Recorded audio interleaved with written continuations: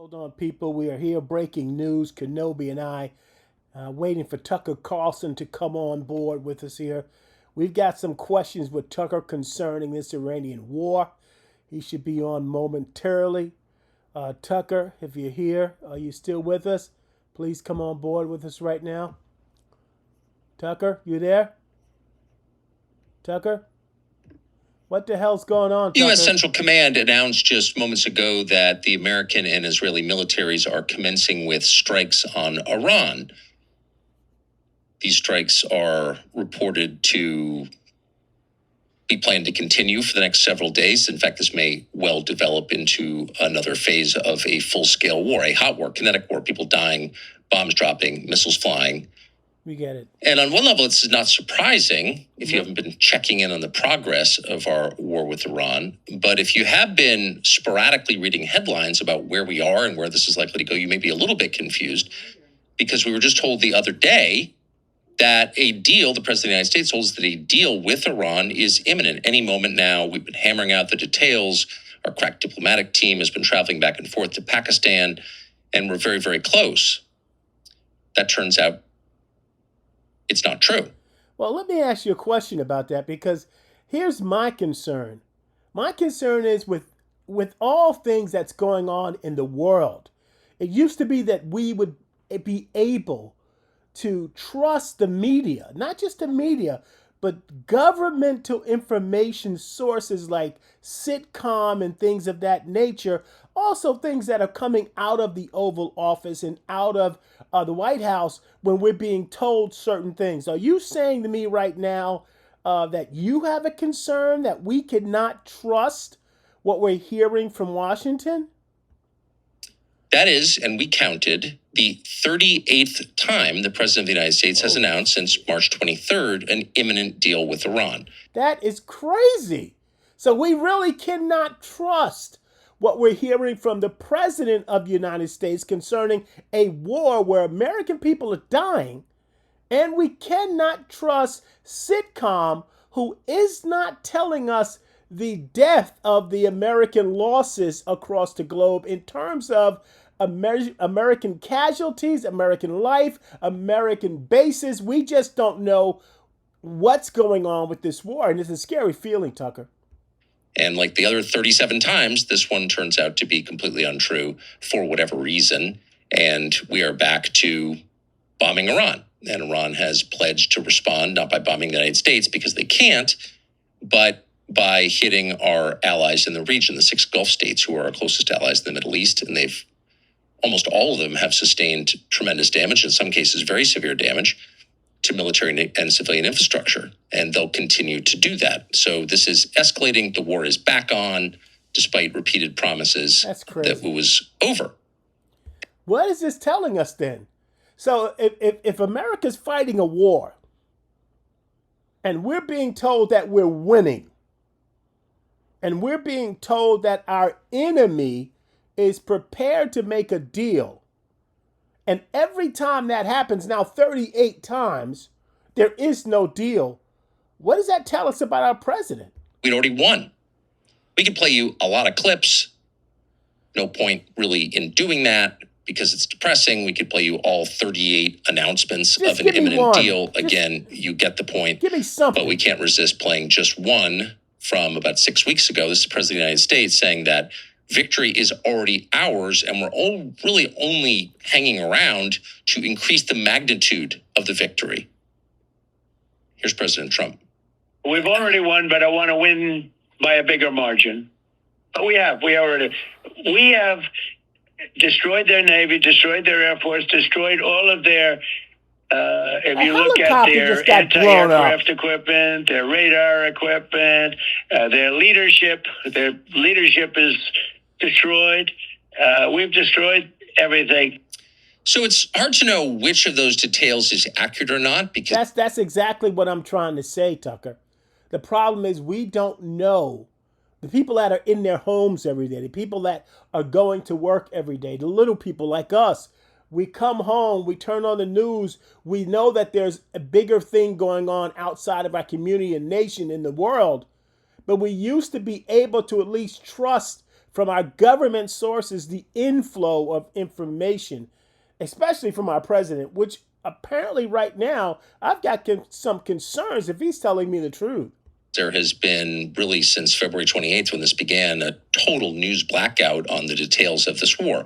We don't know how many Americans have been killed. We don't know how many have been injured. We don't know how they were killed and injured. We really don't know anything beyond what we read on the internet or in press releases. And in case after case, that has turned out to be untrue. So I'm going to say this to anybody watching this, and I'm talking to those that may now have a grudge with Tucker since he's broke with Trump. I'm not a Tucker Carlson fan, but I do, at this point, appreciate the fact that he's coming out of the MAGA closet, if you will, and telling it like it is. The thing we have to really understand, whether you're a Trump supporter or not, is that you don't know what's going on in your country or outside your country. We're at war, and we don't even know how many soldiers have died. Think about that. There are bodies right now in foreign nations that haven't even been brought home to their families yet because the American media, the American government, sitcom, DC, the White House, is barring us from that information, thus also barring the parents from knowing how their sons and daughters and husbands and wives are really doing. And that's a scary situation, no matter who you support. Really has never been a war of this magnitude with this little factual coverage supplying the public with usable information about how it's going. So we don't really know. We can take some of that at face value. The United States military is formidable. It's huge. Has a budget of over $1 trillion a year. So we can bet that tons of Iranian assets have in fact been destroyed over the last several months. But hold on for a second. I get that. You're right. We've heard this before. We have the best military in the world. We heard it. Every single president have said that about America. But here's how I judge my military. How many wars am I in? How long am I in those wars? And what is the outcome? What was happening before the war? What happened after we said we're out of this war, i.e. Vietnam, i.e. Iraq? What happened when we went in? How was it when we went out? And what was the benefit or deficit to America? So if I'm looking at if I'm winning this war or conflict in Iran, I'm looking at if in fact we are controlling the straits, if in fact Iran has stopped its terrorist activities, if in fact we have somehow weakened them to the point that they're ready to surrender, which they have not done. But fundamentally, we can conclude that Iran has not lost this war. In fact, by the only measure that really matters, Iran is winning the war. What's that measure? Well, of course, it's the ability to control the Persian Gulf, the eastern aperture of the Persian Gulf, the Strait of Hormuz, now famous. And as of right now, Iran controls the Strait of Hormuz. It did not when this war began. Now it does. So that's how you judge if you won or if you're winning. When we went into this, the straits were wide open for anybody. Iran never touched the straits. Now the straits are blocked. And for me and for you, the little people, the result of that is high gas prices, high food prices because it affects fertilizer, high pharmaceutical prices because it affects medications. All of these things are being affected because before this happened, before the war or the conflict started, the straits were open, no effect on anybody. Now we're hurting as Americans, and we don't even know when the hurting or the pain is going to stop. You shouldn't be lackadaisical about this, or blasé, if you will, or laissez-faire, even if you are a Trump supporter, because you are still paying those high gas prices along with us as well. And so what do we learn from this? Well, we learn that President Trump is not a great diplomat. Well, that's in your face. Now, you have to admit that, because let's be honest and let's look at what's happened. running for president second term. I'm going to solve the Ukrainian war on day one. I'm going to sit them both down. I'm going to make Russia stop. I'm going to make Ukraine stop. That was over 13 months ago, people.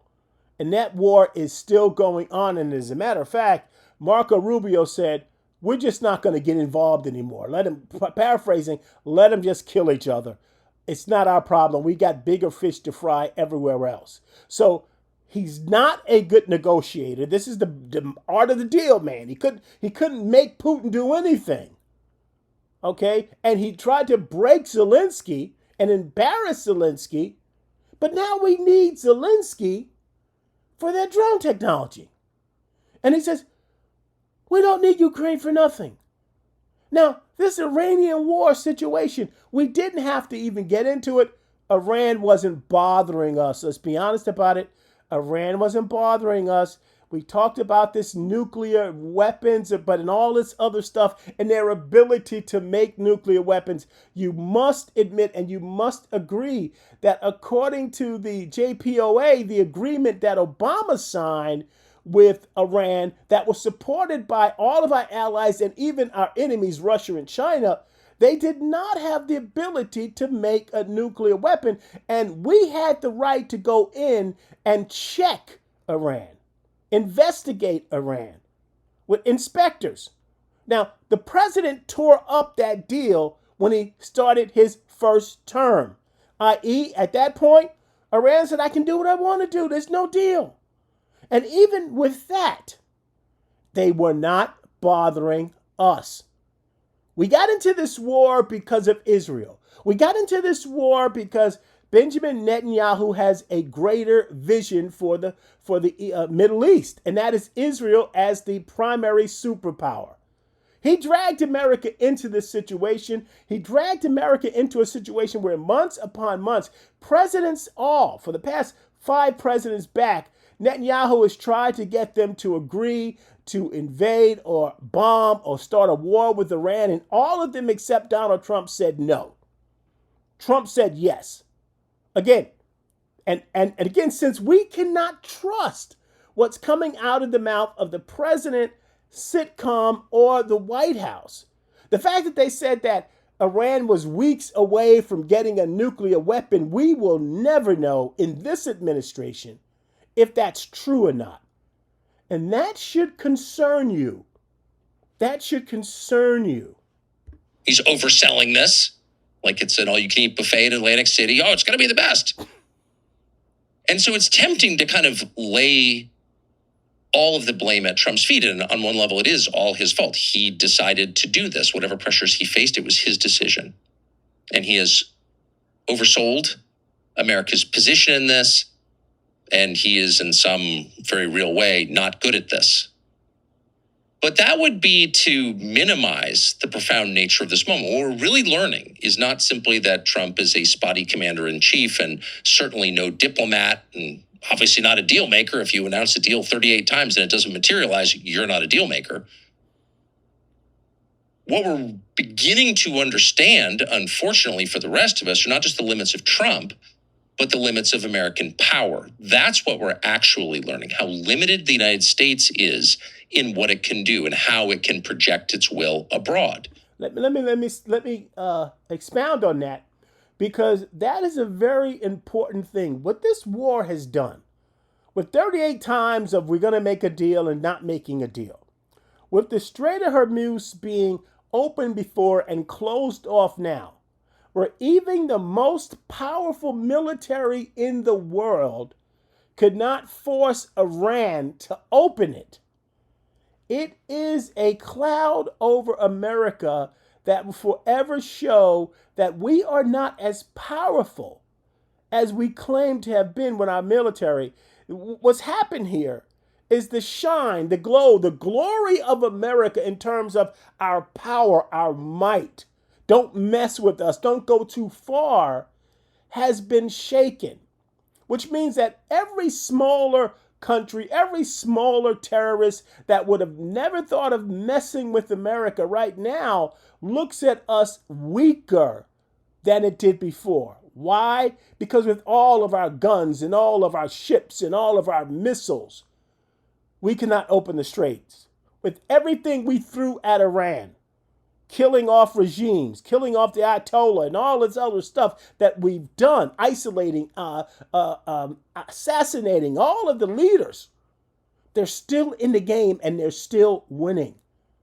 That has shown a lot of other countries that are not our friends that we're not as bad as we said we are. But the worst part about it is, in the Middle East, we have allies. We have these Arab allies. We have bases there in their countries because they felt protected by America. Right now, they're getting bombed. Their people are dying. Bases are being destroyed. Their airports are being destroyed. And they're asking themselves the question, what good is America's protection if I'm not being protected? And a lot of Americans, particularly if you grew up, came of age over the last 30 years when the United States had really unrivaled power globally, global hegemony. It was in charge. It was the lone superpower up until maybe 10 years ago. And in the minds of many in Washington, it remains the lone superpower. You imagine that the U.S. government could just kind of affect outcomes by articulating them. Say it out loud and it becomes true because it has the biggest and famously best military in global history. But despite having that military, despite aircraft carriers that cost $120 billion start to finish to put in the water, the United States military has not been able to open that strait to shipping to the rest of the world, to global commodities, in months. And there is no promise that we'll be able to. So we have, first and foremost, learned the limits of American military power. You know what I'm going to also say about that? And here's why I think that we're not as effective as we used to be. Because time and technology has passed America by in war. We have not been in the war business for so long. Even the ships and the things that we've sold, the Apaches, the Patriots, all those things that we thought were the premier excellence of military might and power, and so many people bought into it by buying our military. What people are discovering now with the Iranian war and also with the war in Ukraine is that it's not so much as having the big guns. It's about having the smarter bullets. It's about having drones. It's about using drones, unmanned aircraft, not putting your big guns on the playing field. And that's one thing that America was lacking. We don't have drone technology. We don't have unmanned technology. We don't have those things. Iran was working on those things for decades. One of their drones cost maybe $10,000. One of our missiles cost $10 million. So they're out fighting us even economically. It's causing us a fortune to run this war, but it's costing them a fraction to fight this war. And I would also say this, while our military stockpile is being depleted, they can continue to make $10,000 drones like it's nothing. And that's what they continue to do. Reports come out that said that we thought that we knocked out half of their military. Bottom line is 75% of their drone capacity still exists. 75% of their missile capacity still exists because they're fighting smarter than wars used to be fought. And that's something that America has not evolved. We have not evolved in technology war. We have not evolved in drone technology. And that's going to be a problem for us. And what's happening right now, and I want to put this on the Kenobi podcast as a prediction. Donald Trump's son, Eric Trump, started a drone company, got a $90 million or $900 million contract from, I believe, numbers could be off, from the Pentagon to start new American drones. Now, what you're going to find out, as in all things Donald Trump, is that down the road somewhere, when those drones are needed, when America starts depending on those Trump drones, and Donald Trump is gone, and we are at some point where we need those drones to work, they will fail us. They will fail us. There's some things we just can't do, and you would have thought we'd be able to do them. Iran, fewer than 100 million people, primitive, backward theocracy that everyone makes fun of, globally reviled as a medieval state. The U.S. military could not force Iran to do one thing, open up a narrow waterway. So our military power has limits that a lot of us didn't appreciate until... And that's what it's showing the world. You have to understand, that's what this is showing the world. There's going to be a global shift in the respect and the fear that America had from our allies and our enemies. February 28th. Our economic power has limits that a lot of people didn't fully understand. It's a little confusing after hearing for decades that the United States has one of the world's largest oil reserves and by far the most sophisticated oil extraction technology. Every oil-producing country in the world uses American technology to get the oil out of the ground and the gas. It's a little confusing to learn, but it's true, it turns out, that despite having energy independence, the United States is not at all energy independent. And gas is now more expensive in your town because of this war. Think about that for a second, people. Now, we have oil reserves. Remember this. Drill, baby, drill. Now, that was the phrase that got him elected. Offshore Alaska pipeline, the works. We are going to drill, baby, drill. Now, if that is the case, if we are drilling, baby, drilling, why the price of gas so high? Because in spite of our quote-unquote energy independence, in spite of the reserves that we have, we are now dependent on that oil coming out of the Strait of Hormuz, and it's not coming out. And I'll tell you something else about the reserve. The American reserve that we had, our American stockpile, has been used. And the Trump administration did not replenish that stockpile. Therefore, what we're finding out is that we don't have this oil anymore, people. We just don't have this oil anymore. Does that make sense? Well, yeah. If you understand the true nature of the U.S. economy, which is globalized.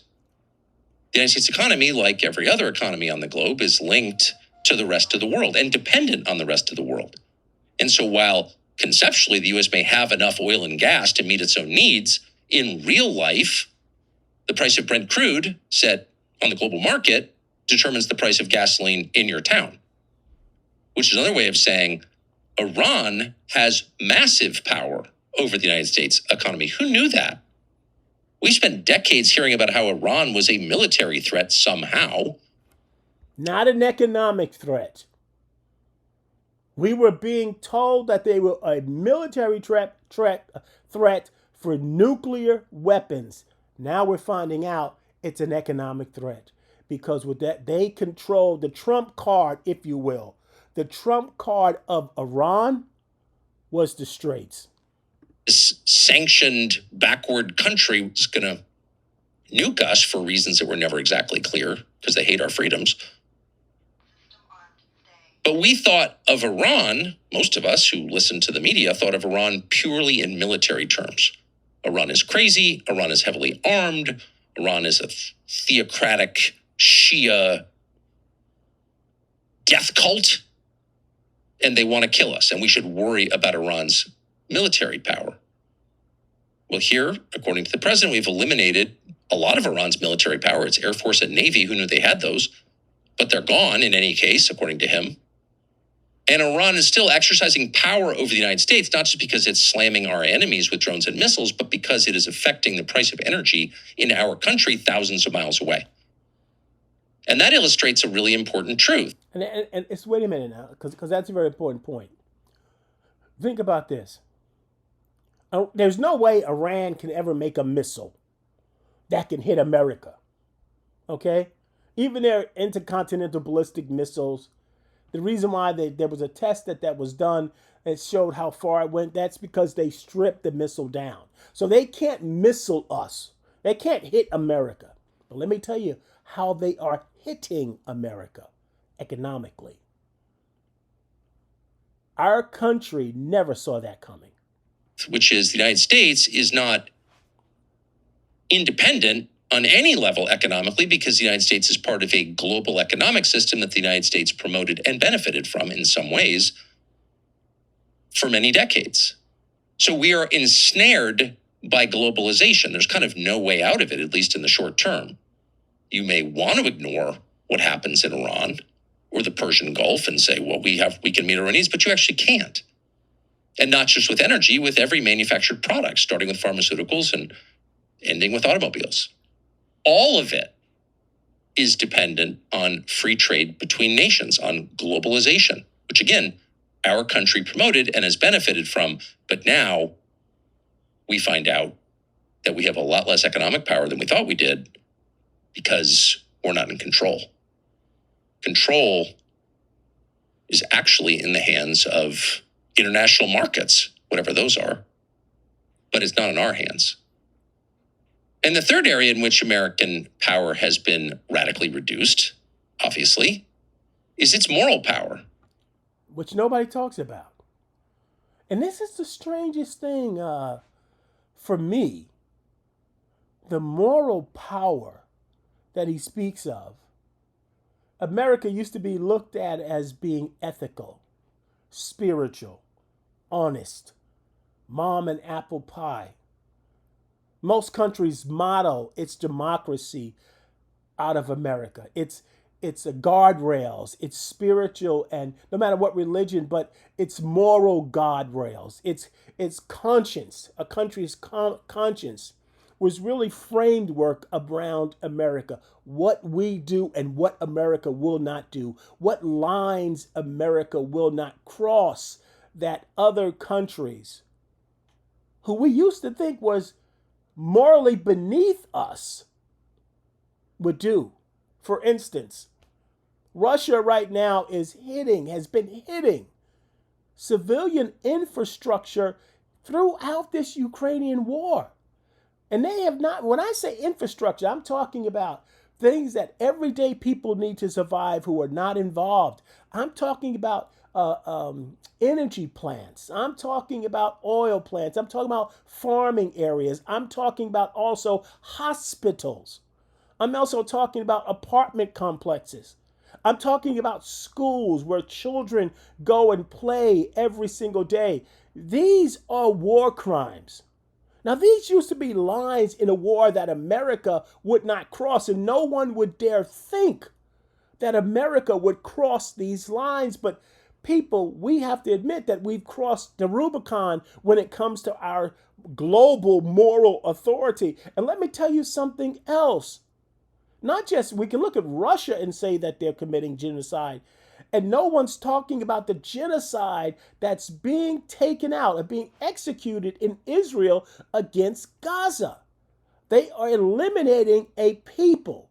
They are killing and removing a people from their land, from their space. They're doing the same thing in Lebanon. This is genocide. And Israel itself has blown up churches, blown up schools. Israel itself has double tapped, blown up hospitals. Israel itself has committed war crimes.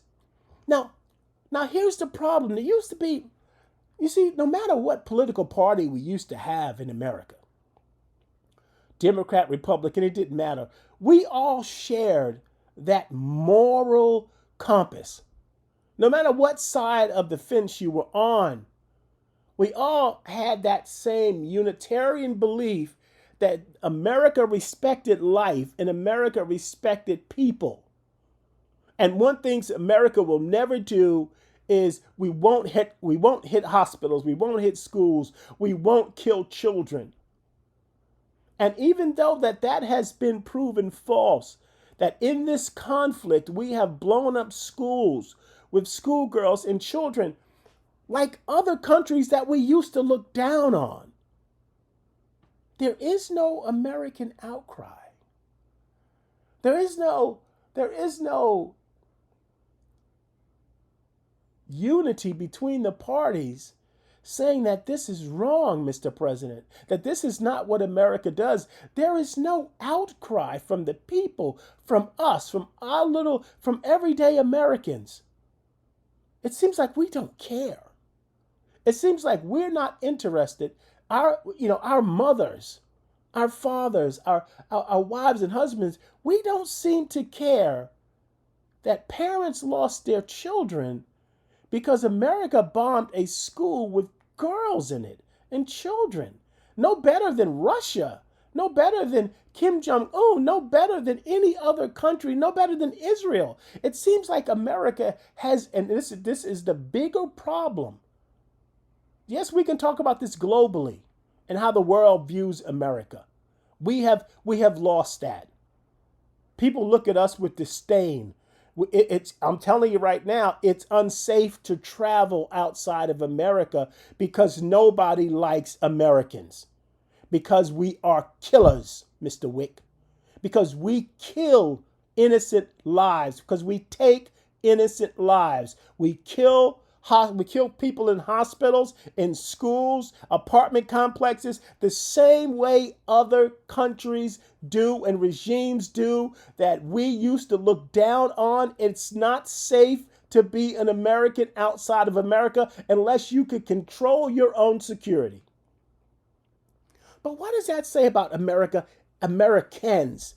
What does it say about us? I would dare say that it shows that inside of our country, whether you're a Democrat or Republican, there is a moral and spiritual decline. That from an individual American's perspective, we don't seem to care about the loss of life of the innocent, which is the backbone of Christianity, which is the backbone of morality, which is the backbone of any spirituality in our country. The respect for human life. It seems like we as Americans don't care about those things. Now, when you're a Trump supporter, you know what? But you're a mother, you're a father. You have children that go to school every day that we have to worry about if they are going to come home because of some maniac running into a school. And that means so much to us as Americans because they're our children? No, because they're children. And when one American loses a child to something like that, we all feel that pain because we're all parents.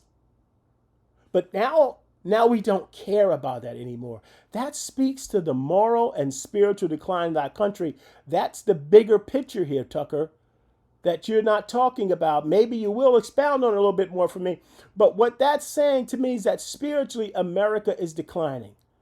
It is not, with all the falderall of the Secretary of Faith, Paula White, Kane.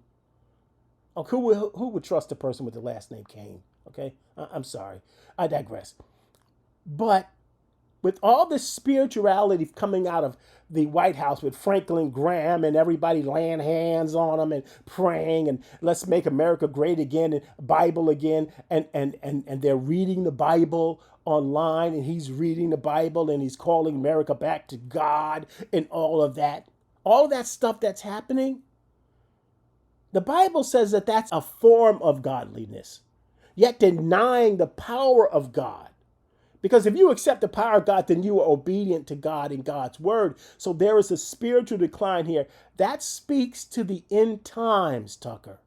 That speaks to where America is going to be as the world continues to spiral out of control, as we look towards the end time prophecies of the Bible, where America isn't mentioned. And for centuries, for decades, theologians have not been able to figure out why in all of the end times, all the countries that God mentioned in his word, all of these players that are on the field right now, they couldn't figure out why America is not there.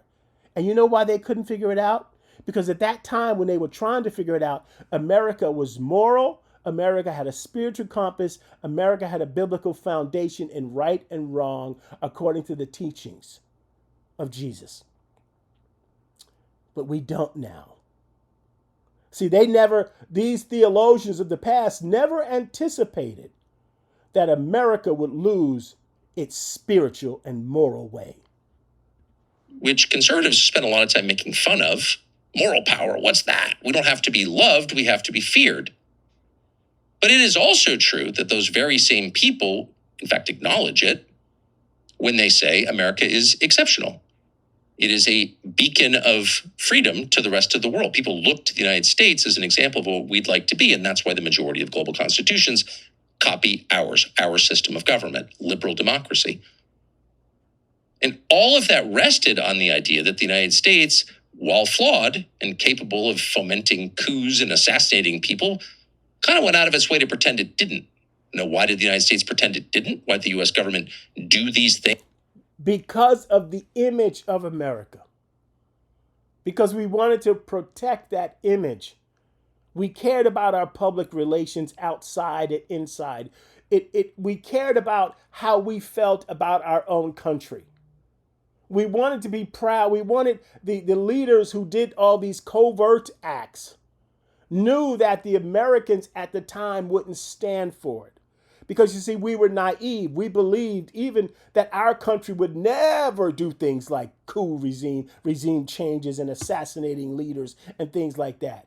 And so our leaders knew at the time that ignorance was bliss. But Donald Trump has pulled back the veil. And he has said to us, I'm going to make you just as dirty and thoughtless and insensitive and evil as I am. He pulled back the veil and said, this is your America. This is who we are. And I like it. And then denied doing them? Well, because even while doing them, the United States government acknowledged those things were wrong. It is never allowed to kill the innocent. Assassination is not war. It's a crime. Killing the families of people you don't like is not allowed. We have done that. But we've never admitted that we're doing it. We've never done it openly. And when caught, we either deny it or apologize for it and put the people who did it on trial. Lieutenant Calley and the rest, et cetera, et cetera, et cetera. That's why we have war crimes trials. To make the statement that we have standards that are above savagery. We're America. We're better than you morally, not just richer, but better than you. And that has power. And we have, in fact, used that moral power to our great benefit for a long time. Suddenly, that is gone. How do we know it's gone? Because the United States government is no longer pretending that it is not doing certain things that it has never done before, like assassinate people because openly. Trump has pulled back beginning the with veil. General Soleimani at the end of Trump's first term. He pulled the veil back. It is killing civilians.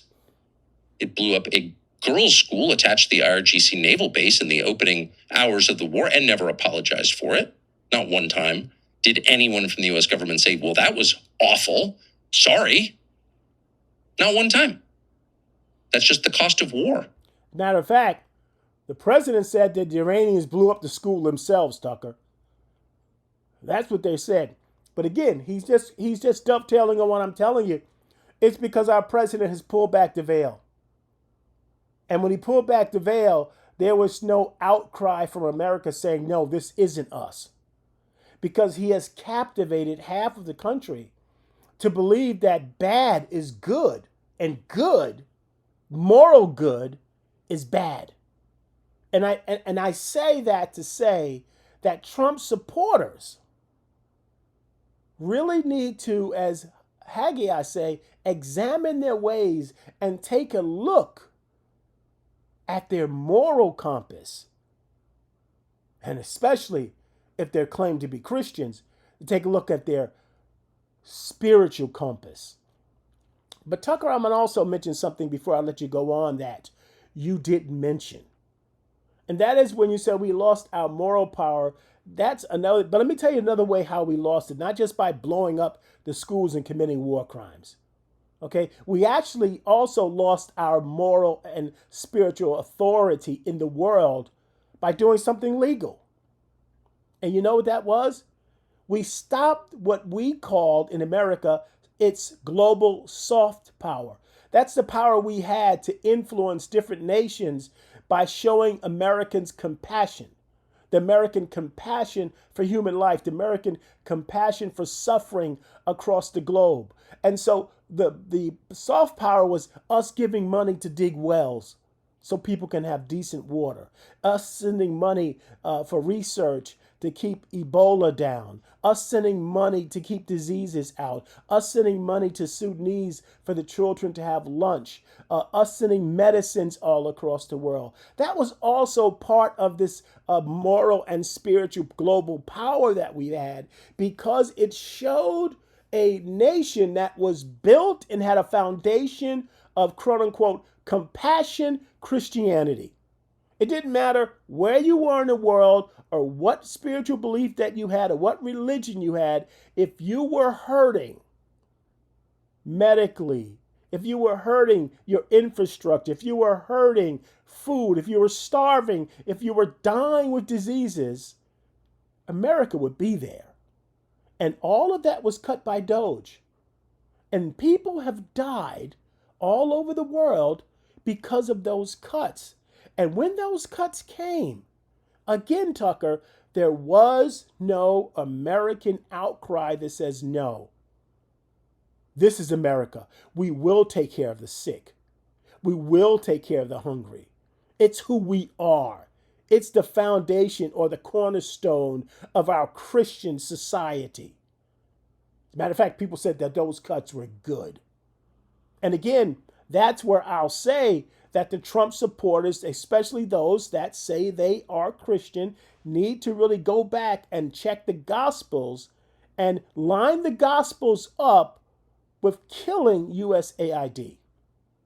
And then come back and let me know if you're still a Trump supporter. Because if you are, I'm going to tell you that's cool with me, not a big deal. But I'm also going to tell you you're an idolater and you're not following Christ. But that's another story. I digress. I just want to show you as well how we also lost this power, not just by doing something illegal by blowing up a school, but doing something legal by letting people die. And what's happening to us? That old adage, you reap what you sow. What's happening right now is these diseases that we were controlling with medication and support and research in these countries. Those diseases are climbing back up, and sooner or later, they're going to infiltrate America. Also, a case of this is the screwworm epidemic that's affecting Texas cattle. Doge cut the research for that. Doge also cut how we were dealing with the screwworm epidemic and how America had gotten rid of it. But now, because we made those cuts, those mechanisms we put in place to eradicate screwworms, it's now back. And it has affected American cattle, which Kenobi and I are going to say is going to rise up even more the price of beef. I let you continue, Tuck. I'm sorry for the rant. Apparently. And more specifically, and in some ways more shockingly, the United States government has threatened to target, and then 2 days ago, targeted civilian infrastructure. Meaning the systems that keep people alive, keep civilians alive in Iran and any country. Power, water, sewage, desal. Necessary for life. The lives of people who are not fighting in the war, who did not make the decisions that led to the war, who are innocent bystanders. The kind of people you are not allowed to kill on purpose. But when you destroy civilian infrastructure, you are killing them on purpose. And so while the U.S. government in war has destroyed civilian infrastructure at scale, by the way, during the Second World War, this has happened before, but it has never happened so openly and without apology. And never once has any American leader threatened in public to kill civilians unless the government of the country he opposes submits. That's never happened because that's barbaric behavior. That's not what civilized nations do. And suddenly, not only is the U.S. government doing that, but no one is saying anything about it. Forget about the politicians. This speaks to the bigger problem of where we are in America in our hearts and minds. You know, we don't even know our neighbors anymore. We don't even care about our neighbors anymore. You see them pull out of their driveways and pull off in the morning, and they don't speak to you, and you don't speak to them. You don't even know what's going on there in their lives. You don't know what's going on in your communities. You don't know what's going on in your town council meetings. You don't know what's going on in your child's school. You don't know what's going on in our states, because we've become so disconnected from other people. And that is a derivative. That is a byproduct of the MAGA movement. You see, the MAGA movement, with all of its ferocity, with all of its power and all of its might, it preached an isolation method. And it said America first, but what it really says is me first. And the hell with the rest of you. MAGA doesn't even care about MAGA. MAGA neighbors don't know MAGA neighbors unless a MAGA neighbor is wearing a red hat. That's the only way. They still don't know that person wearing that red hat. They may smile at that person as if, hey, listen, I'm one of you. But there still isn't any caring MAGA has for MAGA. There is no, hey, listen, if you're hurting, I'm there for you. If you need me, I'm there for you. How's your children? It doesn't happen because the MAGA movement was built upon the premise of me, isolation, and the hell with everybody else. And that is the bigger problem here.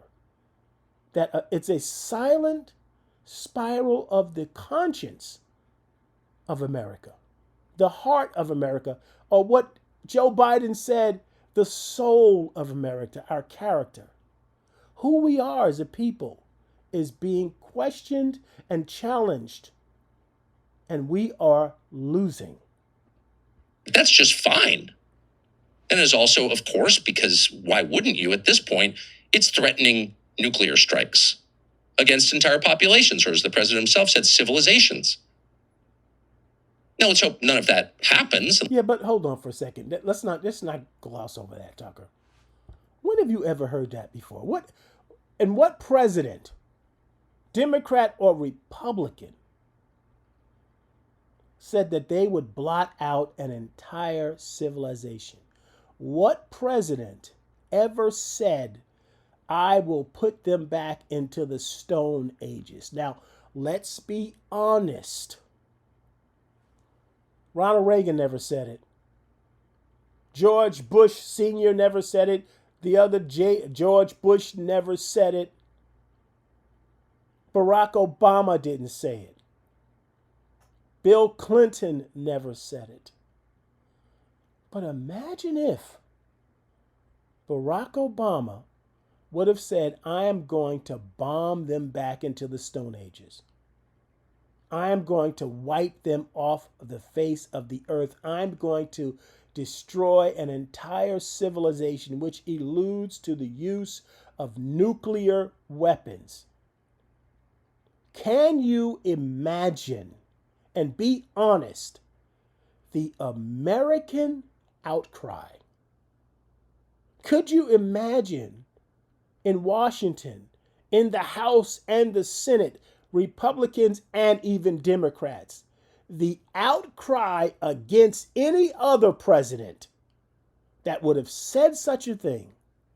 And yet, when our president not just said it once, not just said it twice, but continually said it, even with the hint of racial epithets and overtones, even in his own party and even in the Democratic Party and even in the American people, there was no stop. There was no, that's not who we are. Because simply put, America doesn't give a damn about anybody else. As a matter of fact, Americans don't give a damn about each other. Now, you can challenge me on that, and I want you to. Yes, you love your family. You love your extended family. I'm not talking about that. I'm talking about as it used to go. Every Oval Office speech would start out by my fellow Americans. Americans don't give a damn about their fellow Americans. Let's hope there aren't further strikes on civilian infrastructure, that civilians aren't killed on purpose. Not simply because we're like bleeding heart liberals that think it's bad, but because it's not good for our country, because, well, in the end, what you do will be done to you. That's almost a physics principle. That's just a fact. It's not a physics principle. Maybe it is. You're talking about kinetics. Every action has a reaction. No. You reap what you sow. That's a spiritual principle, Tucker. I thought you were a Christian. That's a spiritual principle. The evil that you do comes back to you. The good that you do comes back to you. So while we're out there blowing up schools, while we're out there blowing up hospitals, while we're out there killing families, we forgot 9. And people said the people who elected Mondami forgot about 9/11. No, America's forgot about the pain of 9/11. America's forgot about those parents and children that never went home again. Because we forget about Columbine and everything else about children not coming home again. We even forgot about COVID and people dying and not coming home again and being put in trucks with freezers because there was no place to bury them. I say that to say this. The violence will come back to us in the same way we distribute it. Maybe it's a scientific, maybe it is kinetic, but it's only kinetic because it's a spiritual principle. The other thing is these diseases that we stopped, these diseases that we held off, the AIDS, the Ebola, all the stuff we did with our soft power and USAID, those things are going to come back to us. We're going to find that there's going to be another type of COVID, that we're going to come up against something because the research has been stopped. We're going to come up to something that's going to almost be another pandemic or another medical thing like AIDS or something else because we have stopped the research and control of these things in other countries because we simply didn't care about anybody but ourselves. But it's going to come back to us. He's right. It's kinetic, it's scientific, but it's more than that. It's spiritual. That's not moralizing. That's reality. What you do will be done to you. And the United States has a lot more civilian infrastructure than Iran does. So if the global hegemon is announcing that it's okay to murder civilians in a country you don't like, whose policies you oppose, it stands to reason that we may be the victim of that kind of thinking. In fact, it's dead certain that we will be the victim of that kind of thinking. America. And let me just say something about that because this is important. What Americans don't understand is that when I say Americans, I'm talking about us. I'm talking about the people in our houses, in our homes that, you know what, we don't have much. We go to work, we come home, our kids in school somewhere, all that kind of stuff. When these things happen, see, we don't have the money for bunkers. The majority of us don't know what a bunker is. We can't afford a bunker. A lot of us don't have 3 months of food, 3 months of medicine. A lot of us don't have those things. You see, the rich people that are calling the shots that affect you and me, that affect our lives as fellow Americans, have all the security and all the places to go and all the resources they need to survive this. So for the rest of us, it'll become let them die. Will be the victims of that. So this is a huge moment and a huge loss for the United States. But maybe above all, the way in which American power has been reduced, and this is the saddest to say out loud, is that it is suddenly obvious to everyone, both in this country and around the world, that the United States does not have sovereignty, which is another way of saying American leaders aren't really in charge of America. That's a very important fact. And that's something that we don't want to talk about because we like to think that we're in control, don't we? The image, the facade of America, we like to be ignorant of the reality that you and I, as Americans right now, are not in control. We believe we are. We vote. We believe that we put our guys in office. But do we really? Or are we being herded politically? If we're not sovereign and we're not controlling our country, who is controlling our country? Oligarchs? Billionaires? AIPAC? Israel? They're controlling our politicians whether you like it or not. The lobbyists are controlling the decisions that our politicians make concerning our medicines, our way of life, what we buy, how much we spend, what we eat, how we eat it. I'm amazed of how healthy the same cereals that we eat in America, the same boxes by the same manufacturers, General Mills and the like. We're eating poison cereal. In other countries, they're eating healthy cereal, but it's the same brand. Why is that? It's because the lobbyists and the foreign interest groups realize, and even our American billionaires who don't care about what we eat and how we die of cancer, control what our politicians tell us is healthy to eat, and we believe them because we believe we're sovereign, but we're not. When another foreign country can come to the White House over 6 times and convince an American president to start a war with a country that's not bothering us in any way,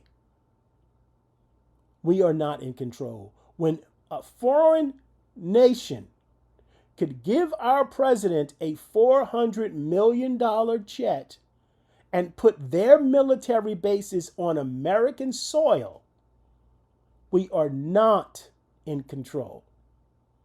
When our president can pardon drug dealers, and I'm not talking about the little guys on the street. I'm talking about people that were in jail for putting out $400-500 million of cocaine on the street. And when these millionaires and billionaires and also the Bitcoin moguls that have been convicted and put in jail are being pardoned, then you are not, and I are not in control anymore. There is someone at the top that is not looking out for your interest or my interest, but their own. And likewise, that trickles down to our local politicians, the ones we send from our states to Washington, D.C., the ones that are not standing up for us and saying, hey, listen, I don't want my constituents eating poison Fruit Loops. I don't want them eating chicken like this, or I don't want them doing the little things. They're being controlled too. When they're not standing up for you and I, that means that our politicians are not in control either. Something happens when they leave our state and they check in D.C. They forget all about you and I. They can make some decisions. They can make noises and give speeches, but the big decisions, the ones that change the course of history, are not up to them. They're employees. They're not the boss. Now, who is the boss? Well, that's an open debate. But in this war, it has become very obvious, undeniable, and in fact, it's been admitted by this administration that the President of the United States didn't decide the time and place of this war. The Prime Minister of Israel decided the time and place. Look at the magnitude of that. Please understand the magnitude of that. A foreign president of another country influenced the president of the most powerful country in the world to use up our military assets to put American lives at risk and put American families at risk with the cost and the fallout economically to a war that had nothing to do with you and me. Do you understand that you're not in control, even if you are MAGA? I mean, do you really get that you have been fooled too? You've been fooled. You've been had. You've been run amok. You're not in control. He's not doing it for you. That's hard. That's a hard word. That's a hard word. It's a hard thing to accept that you made a mistake. It's a hard thing to accept that you backed the wrong horse. Maybe in the first term, it was about you. But you have to admit that it is not about you anymore. This war. Benjamin Netanyahu was in charge. Admitting that out loud, and of course it was known to everyone who was paying close attention, is a sea change in the way not just the rest of the world thinks about the United States, but the way Americans think about their own country. Because the premise of our system is that the people who live here are in charge of it and that they can control its outcomes by voting. We just had elections in a lot of the country, primaries yesterday. And an ever-diminishing number of people march off to the polls with the notion in mind that I can change things with my vote. That used to be the crux of our democracy. As a little child, walking with my parents to the voting booth taught me something that I instilled in my children, the responsibility of every American to vote. But over the course of, I would say, the last 15 years, or 3 presidential terms, people are losing faith in the system, in the cornerstone of democracy, voting. Fewer and fewer people are getting out to vote, not just in presidential elections, but also in state elections, elections for our congressmen and representatives, and even for our local government, our local mayors. People are not getting out anymore because people don't believe that they have any their voices is being heard. Elections are being rigged. There's so much influence coming out against Americans and the things that we have been now conditioned to believe, that we cannot trust the election system in our country, that people are saying, what the hell? What difference does it make? And you know what? That's what they wanted. That's what they wanted. So they only have to convince a smaller population to believe in them now. And so what do? These outside systems pour millions and millions and millions, even billions of dollars in elections to buy communities, to sway communities, to also, I would say, to brainwash communities with repetitive news cycles and repetitive clips that really make us believe that other people are evil and that we have to do something. And so we do that on impulse. We vote on impulse now, not by stepping back and looking at things and analyzing things and watching debates. Who debates anymore? Who really debates anymore? We used to tune in for debates. Who does that? It's not about debating. It's not about giving us the opportunity to see what the other person is saying anymore, for us to be able to make that decision for us. The media The moguls are making that decision for us now by feeding us what they want us to eat concerning our politicians. It's because these same moguls are now controlling legacy media. And that's the danger again, for all of this has one drive. It affects the spiritual and moral decline of America's soul. The war in Iran has taught us that actually on the big questions, the people you elect aren't even in charge. Someone else is, in this case, Benjamin Netanyahu.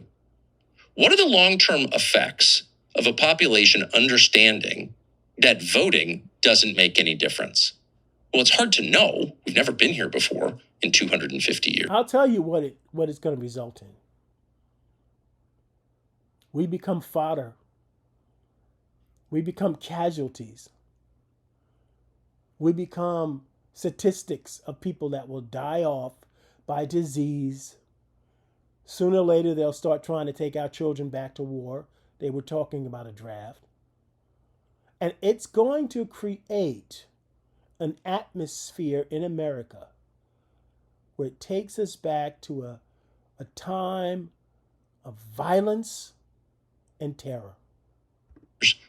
But it's easy to imagine that radicalism, extremism, violence would be the outcome of that. Yeah. Because if people cease believing that they have any power whatsoever to change a system that is hurting them, there's no peaceful way to make the pain stop.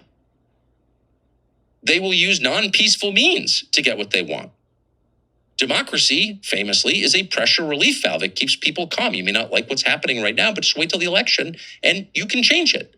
When people start to believe that's not possible, that it's all fake, that in the end, no matter what you vote for or who you elect, Benjamin Netanyahu or some other foreigner is in charge of your country or the donors, why wouldn't they take extra legal means to express their frustration? Well, they probably would. And you would get a violent, chaotic country like so many countries around the world. So you don't want that. But unless someone restores not just the fiction, but the reality of sovereignty to the United States, meaning you can elect somebody and he can change the system if he wants, if he has a mandate from voters to do it. Now let's stop there for a second. How did MAGA start? Because, like him or not, President Trump said he was that person. President Trump convinced a massive majority of Americans to believe that the government itself couldn't be trusted, that the system itself, the wheels, the cogs of American justice was rigged against its own people. Somehow he identified with us that we were all being scammed and that he was himself so independently rich and powerful that only he could rise above the foam of the trash and grit and corruption to drain the swamp. His job was to drain this. His job was to fix this. His job was to put in a government system that the American people could trust because the system was rigged.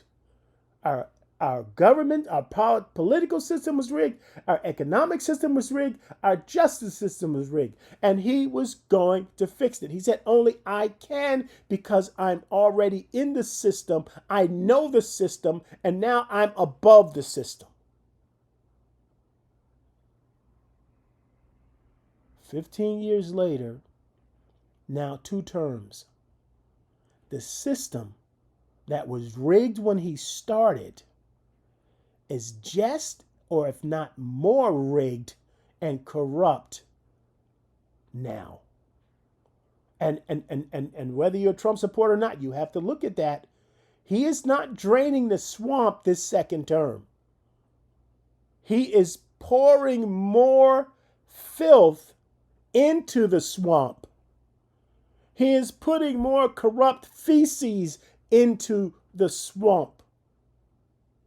He's putting more fecal matter into the swamp by political deals and all his political hacks and cronies making money too, by all of his cabinet making money too, by all of the politicians making money too, making and supporting the corrupt decisions. The insider trading is, it's everybody used to do, but this is out of control. They are making money on the corruption that he came to break for us. And now it's worse. You can't trust anybody anymore because everybody's on the take, in my opinion. Everybody's being supported by somebody who's being supported by somebody. And every American is paying the price for that. And we don't trust the government any more now than we did before President Trump came down that golden escalator. Whose fault is that? If the man who said he was going to fix the system made the system worse, whose fault is that? He has not been part of the solution to this, Tucker. And at first you believed it. Marjorie Taylor Greene believed it. A lot of other Trump supporters believed it. Alex Jones believed it. Candace Owens believed it. You guys bought into this and really believed that the system was fixed and rigged and only he could do it. But now you see he has corrupted what was already corrupted. He can change it in ways that Bill Ackman doesn't like. Unless that is clearly true, then you're going to get a very radical population. And if you mix that realization with an economic downturn, which is the obvious end result of this war, who knows what you could get? So the costs of this war to the United States are profound, and they have nothing to do with Iran's nuclear program or its navy, assuming it even had a navy. Did Iran have a navy? Who cares? Who cares about its nuclear program?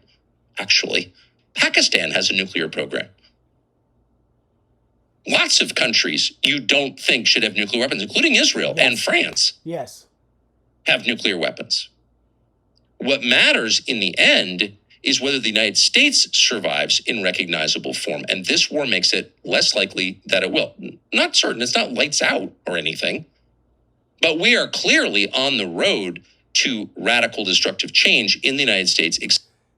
And this is why, for centuries, theologians could not figure out why America is not mentioned in end times biblical prophecy when every other player that's right now on the board is. They never figured out. They never conceived. These theologians never conceive the degradation of American spiritual culture. Accelerated by this war, and that's bad. And while we're at it, what about Iran? What's going to happen to Iran after all this? Well, of course, it's... Let me tell you before you tell me. Here's my thoughts. I think Iran is going to come out of this. You know what happened? Years ago in his first term, one thing that Kim Jong-un always did, he screamed, I'm going to blow you up, I'm going to do this. And other presidents never gave him attention. They always made him feel like he was just the gnat. They always made him feel like he was the worm that broke the ground and looked up to the sky and couldn't consider his scale. But our president made him a world power by meeting him. He then elevated Kim Jong-un to say, look at me. I'm on the same level as every other dictator. And so what's going to happen now, in my opinion, is Iran used to be really looked at from a evil standard. People, listen, they didn't trust them. They hated them. They were evil. They were ruthless. They killed people. They did this. They did that. Nobody liked Iran. Even the Arabs in that community long-standingly didn't like the Persians, didn't care about them at all. But what's happening now, and what's Iran's really doing on the chessboard, in the global chessboard, it's gaining sentiment. People hate America so much, they hate Iran, but they want Iran to do damage to America. My enemy is now my friend. People want Iran to win. People are glad that we're being embarrassed by this little 90 million people country. And so Iran is gaining prominence because it's showing that I am the David that has taken out Goliath. I've stopped. I've closed the straits. I can control global markets. I can control the price of gas all over the world. I can put fear in American allies in military bases in the Middle East. I can do all of that. So now I'm a peer. I'm no longer a pawn in this Middle Eastern game. I am now a peer. As a matter of fact, I have become a global power. And that's what I think is going to happen to Iran. Yes, it's going to be infrastructure damage. Yes, people have died. Yes, they're going to have to rebuild massively. Yes, there's going to be some type of humanitarian issues with all of the killing and bombing and disease and all that stuff. Because Iran doesn't care about his own people either. Make no mistake. But they're gaining sentiment from this. They're also gaining sentiment from other Muslim countries because they're standing up to Israel and America on the genocide in Gaza, in Hezbollah, in Lebanon, and all these other countries that's being perpetrated by Israel with the support militarily and economically of America. And so they're gaining that moral spiral where we went down. Iran's moral standards is going up, and that's a crazy thing to think about Iran, but that's what's happening. People are rooting for Iran. Would you have ever thought such a thing? Impossible to really know, because this is so dynamic. Again, the announcement was made less than 20 minutes ago that we're back at war, and who knows where that will wind up. But if current trends continue, it seems pretty clear that Iran will emerge from this war stronger, battered, lots of dead people, lots of destroyed infrastructure, probably a refugee crisis. Yeah, so you agree with me. But one more thing I'm going to say to that. Don't think for 1 minute, even if there is a deal, that Iran is not going to strike back at America. Don't think for 1 minute that they're not going to now try more than ever to make a nuclear weapon. Don't think for 1 minute they're not ever going to say, let's get back at America. We wiped out their leaders. We blew up their schools. We did stuff to their infrastructure. There is no way that we're going to shake hands and say kumbaya with Israel and the United States after this. The Iranians are going to go into a hole or a cave. They're going to take their time, silently rebuild, and one day they're going to strike. Not much of a standing army, maybe. Who knows?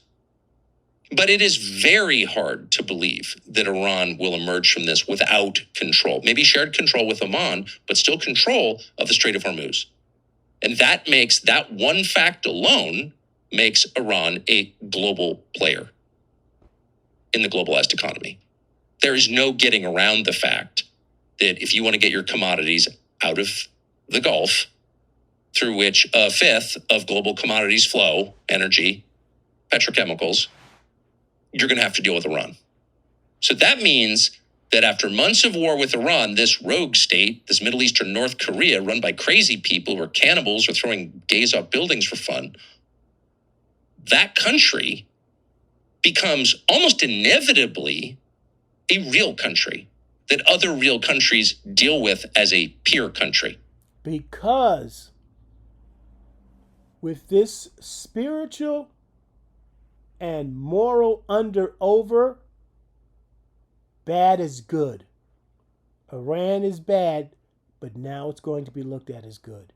Like he said, the country that were killing the protesters, the countries that were throwing gays off of buildings and doing all this assassinations and beheading, where there was a global outcry against them killing their own people, will now be looked at as the good guys. It's also pretty easy to imagine an enhanced Iranian economy, because at some point, U.S. sanctions will either have to be dropped, reduced, or they will just become less meaningful because the U.S. dollar will not be dominant in the way that it is now. And finally, and this is not a minor point either, Iran's image around the world will be enhanced. And even in the region. Now, how would that happen? How would that work? How could Iran, which is not Arab, it's Persian, and the Persians and the Arabs do have a long history of animosity toward each other, but also intermarriage and complex relationship for sure, but some animosity, particularly the Persians and the Gulf Arabs. And it's not just religious difference, there are cultural differences and attitudinal differences that have caused friction between those groups for a long time. But already, Iran, which is bombing Arab countries and destroying Arab countries, is more popular in some Arab countries than it was at the beginning of the war. Now, how could that be? Well, because Iran has taken a clear position on the murder of Palestinian civilians, particularly in Lebanon, but not just Lebanon, in the West Bank and Gaza also. Iran has tied its ceasefire negotiations to a ceasefire in Lebanon. Now, that's not something that resonates with most Americans, like who cares? But in the Middle East and in the entire rest of the world, really, which is watching this, watching Israel destroy Lebanon for reasons that are not clear at all, murder Christians. Isn't it great that Tucker agrees with Kenobi? We're on the pulse here, people. You need to like and subscribe. We are so above the curve in YouTube and all the podcasters who are just giving you little tidbits of this and tidbits of that. They're not touching on the bigger scope and looking at this from a global spiritual perspective. Not just this issue, but every issue across the spectrum of what's going on in our world today. Like and subscribe. Wholesale in Lebanon, destroy Christian villages, bomb Beirut, not a traditional Hezbollah stronghold. Why are you bombing Beirut? Unclear. But it's happening, and the rest of the world is watching carefully because Lebanon is a country a lot of people have been to, probably the most beautiful country in the world, with some of the most sophisticated people in the world. It's not Yemen. It's Lebanon. It's on the Mediterranean. Give me some more statistics. And the rest of the world is watching this in horror, and no one's doing anything about it. The United States is abetting it. The United States is helping it happen, despite what they tell you. Those are American weapons and weapon systems being used to murder Christians in Lebanon. Boom. Who is doing something about it? Iran. Boom. Right there. That's what's also happening. Christians are being killed by Israel. Christians, and this is what we got to understand. This is going to really float your boat. There's about 1 million Christians in Iran. Maybe 2. I think there's more than that. I think there's 2 or 3 million. But as we are bombing Iran, as we are hitting Iranian infrastructure, as we are hurting and killing civilians in Iran, America, the Christian nation, is killing Christians. America is supporting Israel for blowing up churches, killing people inside churches, barring access to the Holy Sepulchre, beating up nuns on the street, spitting on Christians. All the while, America is saying what's bad, Israel is good. And God said, support Israel, even as they kill the saints of God. Think about that. Please think about that. Hate to say that. Wish that weren't true. Wish it didn't fall to Iran to do something about this, but it has, and they are. And they're doing more about this than any other country, including ours, including any of the Gulf states. Sorry. because they are tying the reopening of the strait, which the world wants, to an end to Israeli bombing and murder in Lebanon.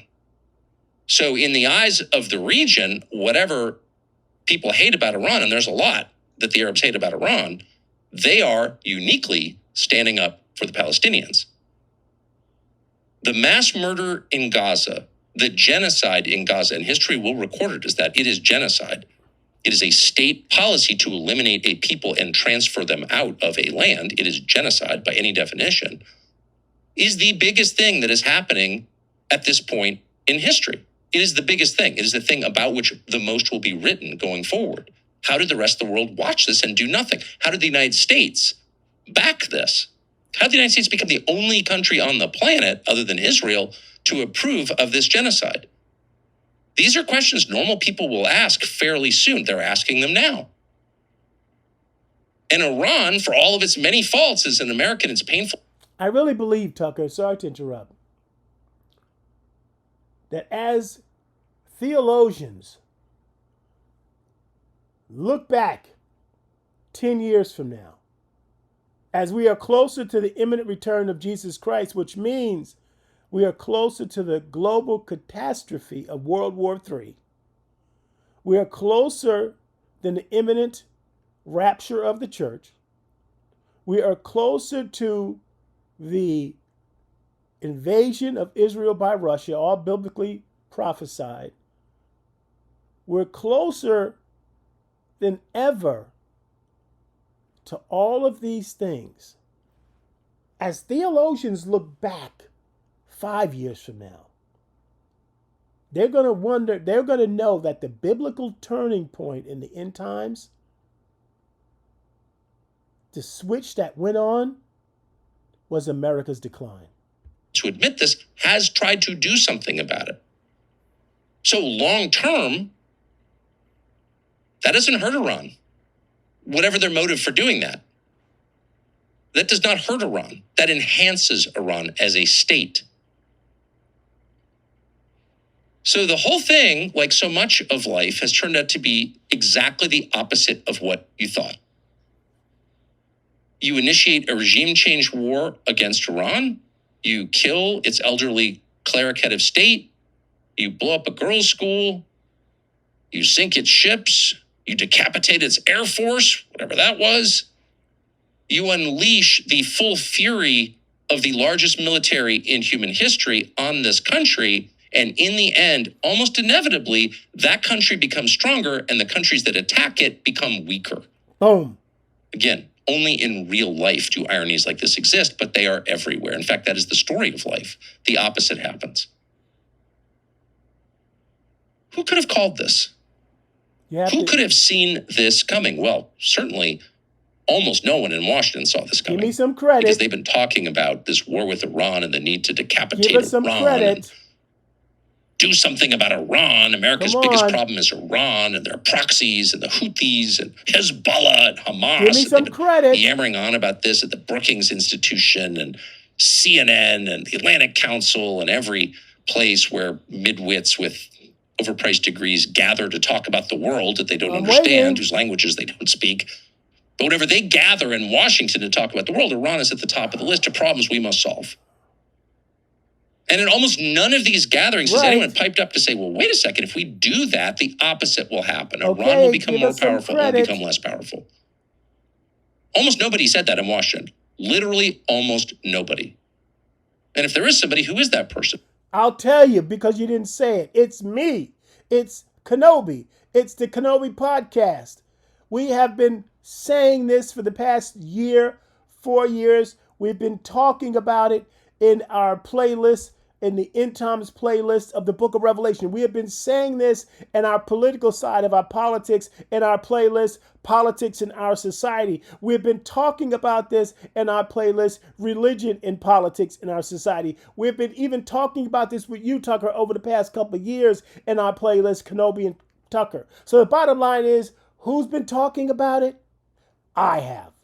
Obi-Wan Kenobi has been talking about it. We have been talking about it. Tucker, you've got to admit it. You've got to say it. You've got to know it. The bottom line is this. We have seen this coming for a long time, just like you have. We've been on two opposite sides of the spectrum. Yes, you were part of the problem before. You may be still a little part of the problem. But right now, there's common ground between you and I and Kenobi, because you're starting to open your eyes and see the danger, the political, the global, the economic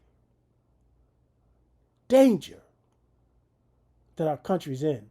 People, Tucker, thank you for this. Thank you for coming by. Thank you for giving us a chance to, to share stories and to really exchange both our political views. I think for the first time in a long time, because I never really liked you, we're on the same page for now.